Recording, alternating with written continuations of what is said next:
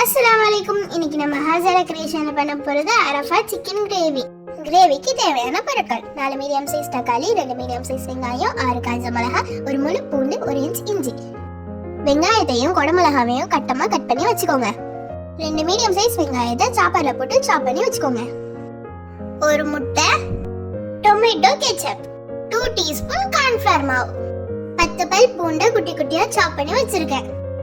கொஞ்சமா மல்லிக்கீரை, பாதி எலுமிச்சை பழத்தோட சாறு, மஞ்சத்தூள், மிளகாய்த்தூள், ஜீரகத்தூள், உப்பு, 1 டீஸ்பூன் எள்ளு, 2 டீஸ்பூன் இஞ்சி பூண்டு paste, 1 teaspoon chilli flakes, 1 teaspoon garam masala, 1 teaspoon chicken kebab masala.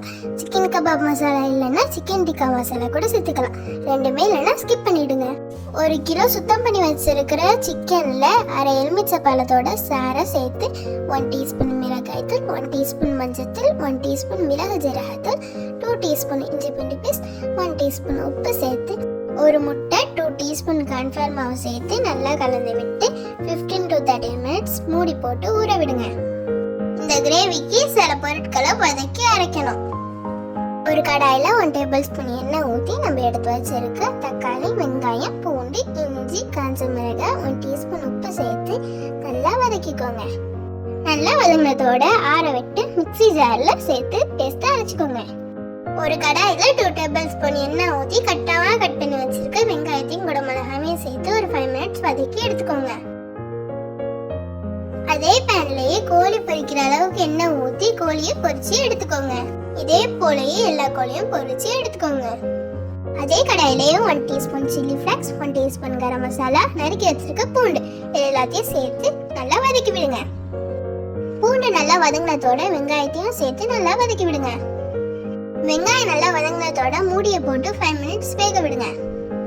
வெங்காயமும் பூண்டும் நல்லா வதங்கின பிறகு சிக்கன் கபாப் மசாலாவையும் சேர்த்து நம்ம அரைச்சி வச்சிருக்க பேஸ்டையும் சேர்த்து நல்லா வதக்கி விடுங்க. வேணுங்கிற அளவு தண்ணி ஊற்றி மசாலாவோட பச்சை ஸ்மெல் போற வரைக்கும் மூடி போட்டு கொதிக்க விடுங்க.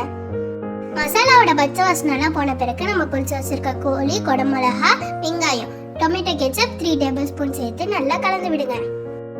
கொஞ்சமா தண்ணியில 1 டீஸ்பூன் கார்ன்ஃப்ளவர் மாவை சேர்த்து கட்டி இல்லாம கலந்து விட்டு இந்த கிரேவில சேர்த்துக்கோங்க.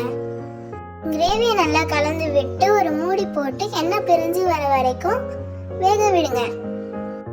கிரேவி நல்லா எண்ணெய் பிரிஞ்சு வந்த பிறகு எள்ளையும் மல்லிக்கீரையும் தூவி பரிமாறுங்க. சுவையான அரஃபா சிக்கன் கிரேவி ரெடி. நீங்களும் வீட்டில் ட்ரை பண்ணி பார்த்துட்டு மறக்காம எப்படி வந்துச்சுன்னு எங்களுக்கு கமெண்ட் பண்ணுங்க.